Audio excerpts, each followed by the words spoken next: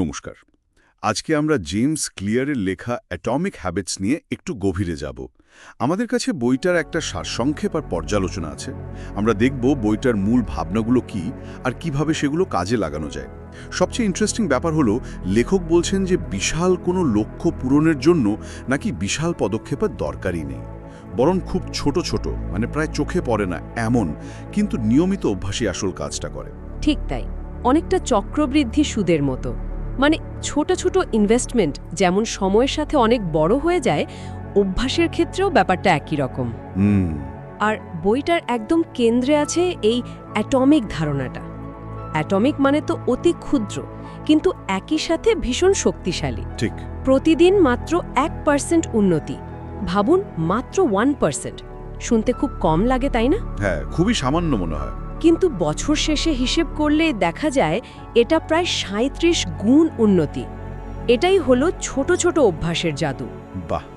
কিন্তু অনেকের মনে প্রশ্ন আসতেই পারে, আচ্ছা, বড় লক্ষ্য রাখা কি তাহলে ভুল? তরুণ কেউ ম্যারাথন দৌড়াতে চায় বা একটা নতুন ভাষা শিখতে চায়। না না, লক্ষ্য রাখা ভুল নয়, কিন্তু লেখক বলছেন শুধু লক্ষ্যের দিকে তাকিয়ে থাকলে হবে না। তার চেয়েও বেশি জরুরি হলো সেই লক্ষ্যে পৌঁছানোর পথটা বা পদ্ধতিটা, যেটাকে উনি বলছেন সিস্টেম। সিস্টেম মানে রুটিন বা প্রতিদিনের কাজগুলো। হ্যাঁ, অনেকটা তাই। কারণ দেখুন, যারা সফল হয় আর যারা ব্যর্থ হয়, অনেক সময় তাদের লক্ষ্য কিন্তু একই থাকে। আচ্ছা। পার্থক্যটা তৈরি করে দেয় তাদের সিস্টেম বা কর্মপদ্ধতি।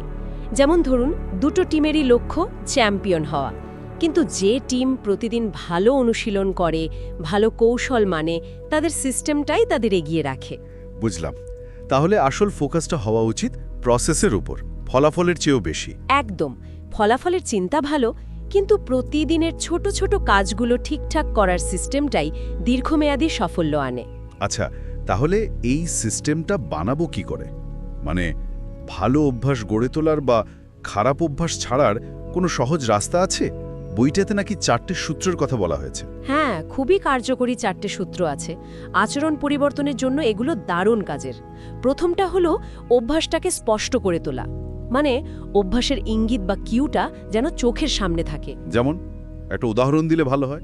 ধরুন, সকালে জল খাওয়ার অভ্যাস করতে চান, তাহলে রাতে শোয়ার আগেই জলের বোতলটা বেডসাইড টেবিলে রেখে দিন। সকালে উঠেই চোখে পড়বে। এটাই হলো কিউকে স্পষ্ট করা। আচ্ছা আচ্ছা, বেশ সহজ তো। এরপর দ্বিতীয় সূত্র, অভ্যাসটাকে আকর্ষণীয় করতে হবে। এমনভাবে সাজাতে হবে যেন কাজটা করতে ইচ্ছে করে। আকর্ষণীয় কিভাবে? হয়তো আপনার পছন্দের কোনো কাজের সাথে নতুন অভ্যাসটাকে জুড়ে দিতে পারেন। যেমন ব্যায়াম করার সময় ফেভারিট পডকাস্ট শোনা, তাহলে ব্যায়ামটা আর বোরিং লাগবে না। এটা ভালো আইডিয়া। আর 3 নম্বর? 3 নম্বর, অভ্যাসটাকে একদম সহজ করে ফেলতে হবে। যতটা সম্ভব সহজ। শুরু করার পথে বাধাগুলো সরিয়ে ফেলতে হবে। সহজ করা মানে? লেখক এখানে একটা মজার নিয়মের কথা বলেছেন, 2 মিনিট রুল বা 2 মিনিটের নিয়ম। 2 মিনিটের নিয়ম? সেটা কি? মানে হলো, যে কোনো নতুন অভ্যাস শুরু করার সময় এমনভাবে শুরু করুন যেন কাজটা 2 মিনিটের কম সময়ে হয়ে যায়। মাত্র 2 মিনিট? হ্যাঁ, যেমন বই পড়ার অভ্যাস করতে চান, ঠিক করুন রোজ রাতে শুতে যাওয়ার আগে শুধু 1 পাতা পড়বেন।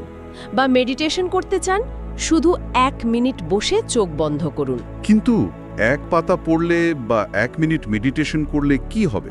শুরুতে পরিমাণটা জরুরি নয়, জরুরি হলো কাজটা শুরু করা এবং রোজ করা। ওই 2 মিনিট করতে করতে অভ্যাসের রাস্তাটা তৈরি হয়ে যায়, জড়তা কাটে, তারপর আস্তে আস্তে বাড়ানো যায়। ওয়াও, এটা তো দারুণ। শুরু করার ভয়টা কেটে যাবে। আর চতুর্থ সূত্রটা? চতুর্থটা হলো অভ্যাসটাকে সন্তোষজনক বা তৃপ্তিদায়ক করতে হবে।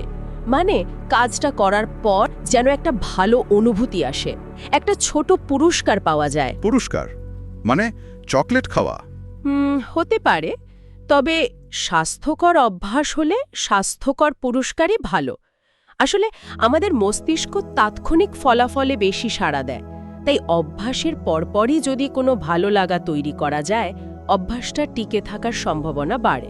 যেমন ধরুন, একটা কাজ শেষ করে আপনার হ্যাবিট ট্র্যাকারে একটা টিক দিলেন। ওই ছোট্ট টিক দেওয়াটাও একটা সেন্স অফ অ্যাচিভমেন্ট দেয়। অথবা ব্যায়ামের পর নিজের ক্যালোরি বার্ন দেখে ভালো লাগা। এই ছোট ছোট জয়গুলোই চালিয়ে যেতে সাহায্য করে। তার মানে স্পষ্ট করা, আকর্ষণীয় করা, সহজ করা আর সন্তোষজনক করা, এই 4টে ধাপ। একদম। এই 4টে নিয়ম শুধু ভালো অভ্যাস গড়তে নয়, খারাপ অভ্যাস ছাড়তেও উল্টোভাবে প্রয়োগ করা যায়। মানে খারাপ অভ্যাসের কিউ অদৃশ্য করা, তাকে অনাকর্ষণীয় করা, কঠিন করা আর অসন্তোষজনক করা। আচ্ছা, এই তো গেল অভ্যাসের কলাকৌশল। কিন্তু লেখক কি এর চেয়েও গভীরে গিয়েছেন? মানে আমাদের নিজেদের পরিচয় বা আইডেন্টিটির সাথে অভ্যাসের কোনো যোগসূত্র? লেখক বলছেন পরিচয় ভিত্তিক অভ্যাসের কথা, আইডেন্টিটি বেসড হ্যাবিটস। সেটা কি রকম? মানে আমরা বেশিরভাগ সময় ভাবি ফলাফলের নিরিখে, যেমন আমি ওজন কমাবো বা আমি একটা বই লিখব। এগুলো হলো আউটকাম বেসড গোলস। হ্যাঁ, এভাবেই তো ভাবি আমরা। কিন্তু লেখক বলছেন এর চেয়েও শক্তিশালী হলো পরিচয় ভিত্তিক লক্ষ্য স্থির করা। মানে আপনি কি হতে চান সেই পরিচয়ের ওপর ফোকাস করা। যেমন আমি একজন স্বাস্থ্যকর মানুষ বা আমি একজন লেখক। তাতে কি লাভ? লাভ হলো যখন আপনি নিজেকে একজন স্বাস্থ্যকর মানুষ হিসেবে ভাবতে শুরু করবেন, তখন আপনার প্রতিদিনের ছোট ছোট কাজগুলো, যেমন স্বাস্থ্যকর খাবার খাওয়া বা ব্যায়াম করা, আর নিছক কাজ থাকবে না। ওগুলো হয়ে উঠবে আপনার নতুন পরিচয়ের পক্ষে এক একটা ভোট। বাহ, মানে অভ্যাসগুলো আমার আইডেন্টিটিকে সাপোর্ট করবে। ঠিক। প্রতিবার জিমে যাওয়া মানে আপনি শুধু ব্যায়াম করছেন না, আপনি প্রমাণ করছেন যে আপনি একজন স্বাস্থ্যকর মানুষ। এই অ্যাপ্রোচটা অনেক বেশি টেকসই, কারণ এটা আপনার সেলফ ইমেজের সাথে জুড়ে যাচ্ছে। এটা তো দারুণ কনসেপ্ট। আচ্ছা, আরেকটা জিনিস খুব শোনা যায় বইটা নিয়ে, যে ইচ্ছাশক্তির চেয়েও পরিবেশ নাকি বেশি গুরুত্বপূর্ণ। হ্যাঁ, লেখক এটার উপর খুব জোর দিয়েছেন। আমরা ভাবি অভ্যাস বদলাতে বুঝি প্রচণ্ড ইচ্ছাশক্তি বা উইল পাওয়ার লাগে, কিন্তু ক্লিয়ার বলছেন এটা একটা মিথ। মিথ কেন? কারণ আমাদের আচরণ আসলে আমাদের পরিবেশ দ্বারা ভীষণভাবে প্রভাবিত হয়। যারা খুব ডিসিপ্লিনড তারা যে অন্যদের চেয়ে বেশি উইল পাওয়ার রাখেন তা নয়। আসলে তারা নিজেদের জন্য এমন একটা পরিবেশ তৈরি করেন যেখানে সঠিক কাজটা করা সহজ হয়ে যায়। মানে পারিপার্শ্বিক অবস্থাকে ডিজাইন করা। ফল আর সবজি সামনে রাখুন, আর জাঙ্ক ফুড লুকিয়ে ফেলুন বা কিনবেনই না। পড়ার অভ্যাস করতে চাইলে বইটা এমন জায়গায় রাখুন যেখানে সহজেই চোখে পড়ে। নিজের পরিবেশকে অপটিমাইজ করা ইচ্ছা শক্তির উপর নির্ভর করার চেয়ে অনেক বেশি কার্যকর। তাহলে সংক্ষেপে বলতে গেলে মূল আইডিয়াগুলো হলো ছোট ছোট 1% উন্নতিতে ফোকাস করা, লক্ষ্যের চেয়ে সিস্টেমে জোর দেওয়া, ওই 4টে সূত্র মেনে চলা, পরিচয়ের সাথে অভ্যাসকে জুড়ে দেওয়া, আর নিজের পরিবেশটাকে ঠিকঠাক ডিজাইন করা। একদম ঠিক। আর ওই 2 মিনিটের নিয়মটা মনে রাখা দরকার শুরু করার জন্য। আরেকটা জরুরি কথা উনি বলেন, অভ্যাস হয়তো কোনোদিন বাদ যেতেই পারে, মানুষ তো, কিন্তু চেষ্টা করতে হবে যেন পরপর 2 দিন বাদ না যায়। কারণ একবার ব্রেক হওয়া মানে একটা ভুল, কিন্তু পরপর 2বার ব্রেক হওয়া মানে একটা নতুন খারাপ অভ্যাসের শুরু। ধারাবাহিকতাই আসল। বুঝলাম। বইটি তাহলে খুবই প্র্যাকটিক্যাল মনে হচ্ছে। হ্যাঁ, এর সবচেয়ে বড় শক্তি হলো এর স্বচ্ছতা আর প্রায়োগিক দিকটা। খুব জটিল বিষয়কে সহজ উদাহরণ দিয়ে বোঝানো হয়েছে। এটা শুধু থিওরি নয়, রীতিমতো একটা গাইড বুক। কোনো দুর্বলতা চোখে পড়েছে বা কোনো সমালোচনা?